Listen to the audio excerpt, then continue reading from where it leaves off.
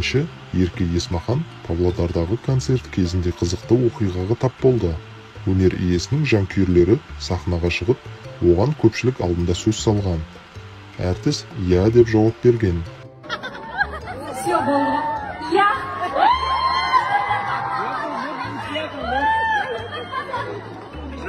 Жестко. Атың кім? Сен ойланып істедің ба бұны? Осыдан? Давайте я тогда. Точно? Онда ана сахнаның сыртына бар. Кетеміз Алматыға. Дайынсың ба? Точно? Жасың нешеде? 16-да? Сен жаңа не істегенді біліп тұрсың ба? Түсініп тұрсың ба? Мектеп бітіргенсің ба? Күтемін онда сені. Аталмыш концерт кезіндегі видео Instagram желісіндегі парақшаларға бірден тарап кеткен.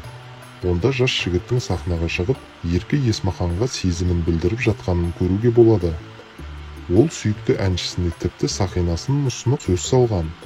Өнер иесі көпшілік алдында жанкүйерлерінің көңілін қалдырмас үшін оған келісемін деп жауап берген. Артынан жігітке бір қатар сұрақ қойып, оның жасын сұрайды. Белгілі болғандай, ол небәрі 16 жаста екен. Ерке Есмахан оның мектеп бітіруін күтетінін айтып қалжыңдайды. Желі қолданушылары бұл қызықты сәтті бірден қызу талқылап, өз пікірін жазды. Еркенің кінәсі не? Енді сол жерде ұрысу керек па? Дұрыс, әзілге айналдырып жіберді.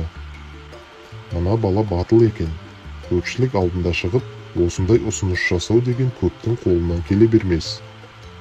Қызықты болыпты, Ерке таңғалып қалған шығар. Бақытты болсын, әр адам бақытты болуға лайықты.